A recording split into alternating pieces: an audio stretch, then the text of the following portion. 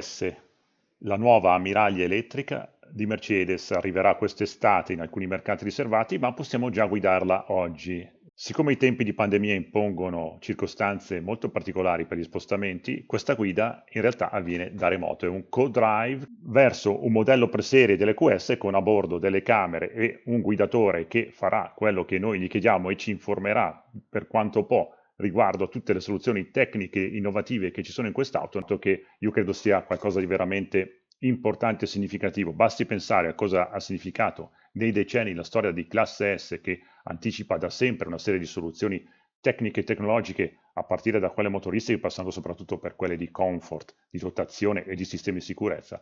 Da queste QS possiamo aspettarci davvero tante cose. Non ce le diranno tutte oggi, non le conosciamo tutte, ma di sicuro iniziamo ad avere un'impressione un po' più reale, seppur da remoto, di quest'auto che vedremo a fine estate anche in Italia. E allora non resta che collegarci con la Germania.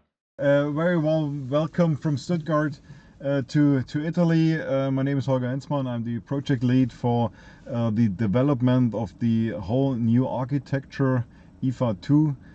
It's our new fully electric architecture, and the EQS from Mercedes-Benz EQ is the first car on this architecture. It's our luxury fully electric sedan. We are very proud and very happy that we can announce a range of this vehicle of 770 kilometers according to WLTP. So it's a car of its own. It's a design approach with this one bow design. It's very long A pillar, long C pillar in a floating bow design, and with this purpose design of this vehicle you can see it's an EV, it's an electrical vehicle, and it's in the overall vehicle length of 5.21 m, and with a wheelbase of 3.21 m. It's a real luxury sedan with an interior space like the S-Class. It's our impression of the electrical S-Class. I will tell you more about it. You ask for how can I start the car, what are the preparations. To be honest, there's nothing different to the S-Class. We've got a keyless go system within this car. You approach the car, the doors open up automatically. The driver door opens up automatically, and I press the brake button and the door closes, and I be able to start. We hit the start button right now. Please buckle up and enjoy. Entschuldige, du hast dein Telefon vergessen. Enjoy the drive. Okay. You put something like a pin into the touch? Yes. It's a possibility. You can also work without the pin. We've got finger recognition. We got face recognition. The car is a pre-production car. It's not fully adjusted of my person, but we can use it with a pin. But you have also in the center console the possibility to use it by fingerprint. You can do it without this identification, or you can do it with the cameras, face recognition, and also voice recognition. But we start in a driving mode that is one of the 3 of the 4. I don't know. Just we've got as normal in the S-Class. We got 4 driving modes. It's eco, it's comfort, it's sport, and it's individual, where I can adjust a lot of things. So let's start in comfort, and put the lever to drive, and we start. So let's go ahead. Please buckle up. We've got the configuration with the 12 module battery within this car. At the beginning, at the launch, we will have one battery system, 12 modules, with an usable capacity of 107.8 7.8 kilowatt hours. That's the usable energy of the or capacity of this battery. And this configuration of this car has 2 electric motors, one in the front and one in the rear, with an total power of 385 kilowatts. So it's a luxury sedan. We've got an acceleration. We've got also the economic drive that we can go on a highway speed, and we can accelerate. And now I see a couple of mil flashing. Is something about some particular things in the pre-series car, I suppose. in this area. Yeah. Yeah, that there are infrared cameras for the attention assist, and they are used. There are regular cameras and infrared cameras, and they make an eye tracking for attention assist, so that it's flickering only with the special cameras. I don't see the flickering. It's only with the special camera equipment. Yeah. And I see the percentage of power is really low. You are using just really a bit of the power of this car. Yes. We are in a situation here. 80 kilometers per hour are allowed. So, but we will have the opportunity to drive a little bit faster. We also have the recuperation for efficiency. We have a very high recuperation power installed. We can recuperate up to 300 kilowatts. And we go in an inner city drive here, but I hope you can feel it a little bit. It's a very quiet, comfort drive. There are no noises. This car has got winter tires, so that's the only one that you can hear. But if we go with summer tires, then that's also much better. Talking about design, we've got this design approach with this one bow design that also helps us in terms of aerodynamics. We've got the drag coefficient of 0.20, so it's 0.20 drag coefficient, and that's currently the world record for production cars. So with this drag coefficient we can reach those 770 kilometers of range. Are you interested in higher speeds, or what's? No, for me it's the same. I'm interested in your feeling and many more details of the car. Yeah. So this car is equipped as standard with the air suspension. So we've got an air suspension also connected with those different drive modes. With the sport mode, the air suspension is a little bit stiffer and harder and more sporty, and with the comfort driving mode, the air suspension, it's that what you expect from an S-Class. It's a very smooth drive, and I don't feel the street, and it's very comfort ride. We also have got the rear axle steering, and we've got a turning cycle of 10.9 meters. So if I turn, I can show it to you. If I can turn in a very narrow area, we've got a turning cycle like the current C-Class has got. They've got 11 meters, and we've got 10.9 meters right here. So it's quite easy to drive with the car.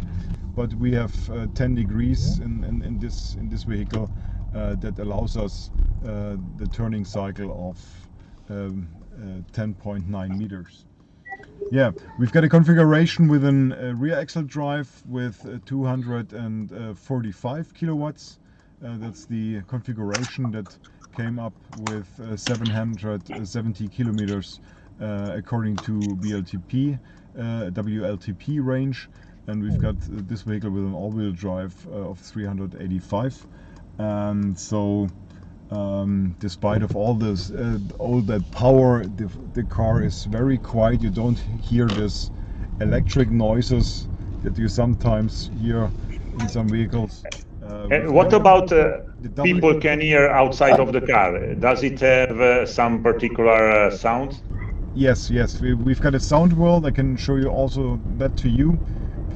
I see also now the energy consumption and also the recharge function. Can you explain me something better about how it works. You have two pedals, I suppose, Yes, throttle yes. and brake. Yes, yes. It's the And same. you use both, or you can drive easily with just one single Yes. pedal. We've got four different modes. As you can see, I personally drive in the auto mode. That the recuperation it's adjusted to descent or decline or driving situation. Is there a car in front of me, or do I brake or not? So it's an auto mode that install or that steer the recuperation automatically, but you can drive it with a sailing mode. It's D+, so it sails. It doesn't brake so hard that you cannot feel it hardly. And we can also drive with a D-. It's a reinforced recuperation or and stronger recuperation, and then it's nearly and driving with one pedal. I don't have to brake, and the car brakes by itself. And about the braking, it changed.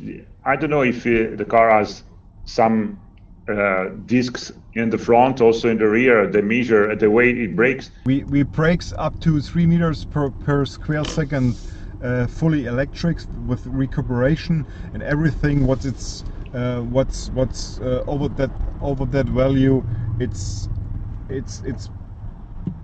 braked mechanically. So we've got.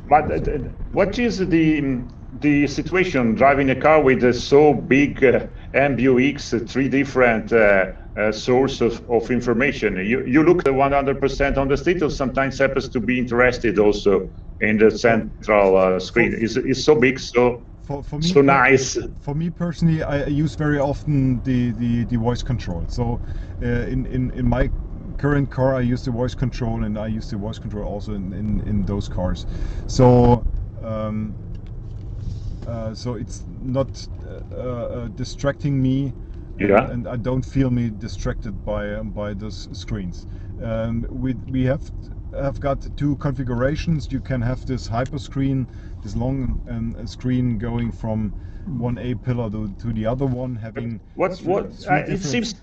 it seems to me that all this part in front of you, maybe because the camera or the light, has some like a mirror. Maybe is just an impression here, or it depends from the sun, because you have opened the roof. I see some shadows and mirror on the angle of the right, on the left. From a driver positions, that could be the case. Yes. Of the cameras. The cameras installed direct under the sunroof, but from a driver's position isn't the case. So with this is a one piece glass that's installed here.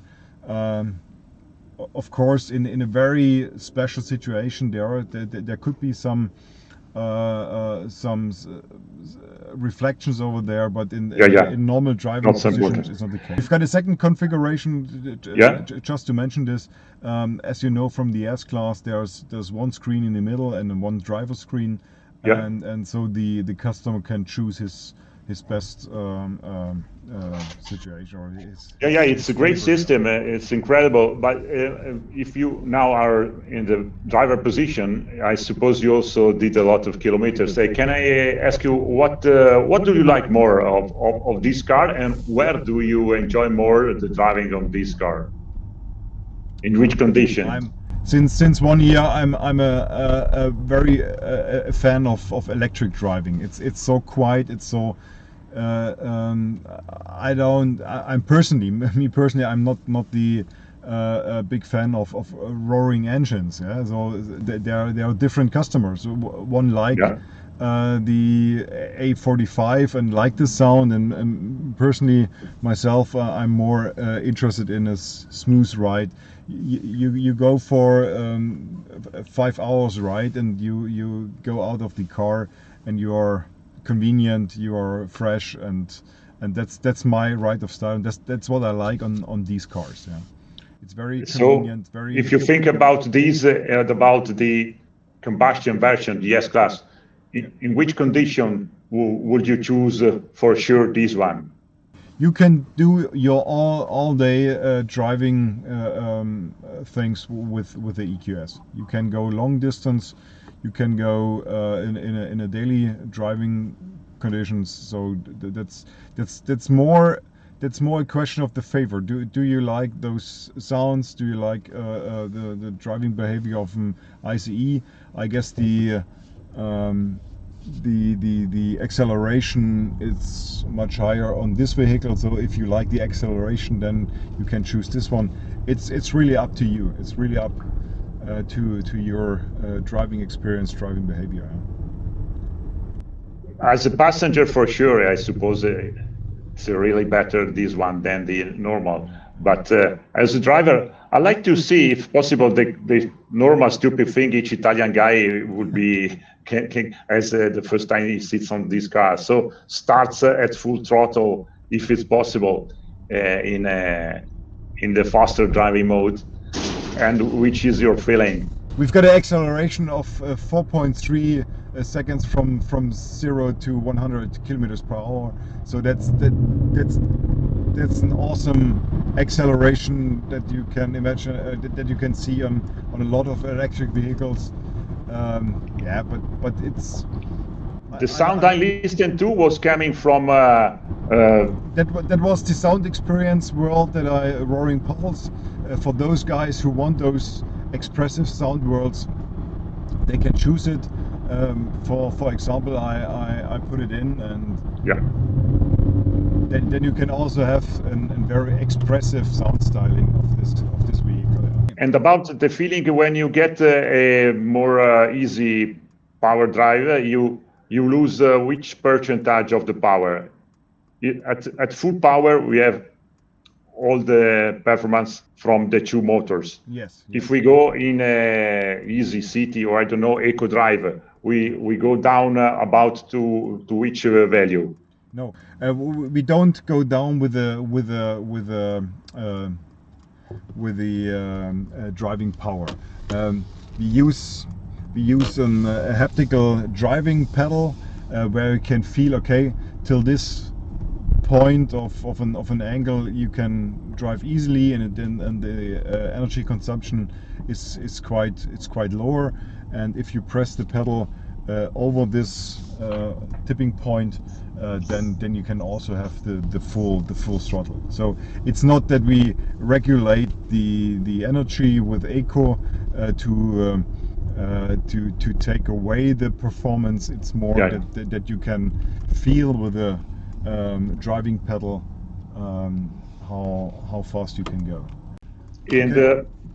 About the management of the battery, you have for sure the values in front of you, and also I know there should be something special about the charging of this car. There are the two main topics. One main topic is have a sufficient battery size, 107.8 kilowatt hours installed. The second topic is fast charging, sufficient charging experience for the customer. We have a charging speed of 200 kilowatts with this car. 200 kilowatts means that you can charge in 15 minutes 300 kilometers according to WLTP. So in 15 minutes, the regular coffee break, you can charge up for another 300 kilometers. So from my point of view, and I did it very often in the last months and weeks, you have a very short break for a coffee, or for the family. The kids want to have a break, and in those 50 minutes you can recharge for another 300 kilometers. So that's also for long distance driving. Normally you make some breaks, also for the attention system. Okay. Yeah, and the elements in the battery are the same in the EQS than in the other cars, or is there something special? It's a special designed cells and modules. It's an internal developed battery. It contains 12 modules with single cells, and we have a battery management that covers each single battery and each single cell module, and checks the temperature and the loading speed and the recuperation speed on each single cell. I listened somewhere that is there a long warranty about these batteries? Yes. We increased the battery also as a signal that we are quite confident about the quality of the battery system. We increased the battery warranty up to 10 years and up to for 10 years up to 250,000 kilometers. The parking is some system of help that is similar, same, or better than the others Mercedes with the classic internal combustion engine? I guess we incorporate also those parking system. Perhaps I can show you. Can you see it? It's this parking system in real time. That's available also in the S class, but a little bit refined, so that we can that you can park with augmented reality and see the situation of the car. Is there a special head-up display, or is same of other ones? It's augmented reality head-up display. Unfortunately, you cannot see it. Looking forward that you can drive the car and also see this head-up display. It's the head-up display. I can, perhaps you see it here. We've got different modes. We've got an augmented reality mode. We've got an eco mode where you see how efficient your driving is, standard mode or sports mode, and that's also within the augmented reality head-up display. I don't know if we can say something about the speed limit, also the expected life cycle of the car. The electronic regulated speed limit is 110 kilometers per hour. I guess for an EV is absolutely sufficient, but be sure that our colleagues in Affalterbach will discuss this again. What was second question? Life cycle, I guess René is the best to answer this question. We'll see, I would say. Che dire, l'esperienza si è conclusa qui, i minuti sono stati pochi, le domande sono state tante, le risposte esaustive per dove si è potuto. Quello che abbiamo visto è sostanzialmente un estratto necessariamente in lingua inglese di questo percorso fatto insieme, che spero abbia chiarito almeno gli elementi fondamentali e innovativi di quest'auto. Per quanto riguarda gli approfondimenti tecnici possibili e soprattutto i dati concreti spiegati meglio, scritti in italiano, più facili da comprendere, vi rimando a tutto quello che sarà online sui canali, soprattutto sul sito di Automoto.it nella sezione di elettrico. Quindi io per questa occasione vi saluto e vi rimando alla prossima. Ciao!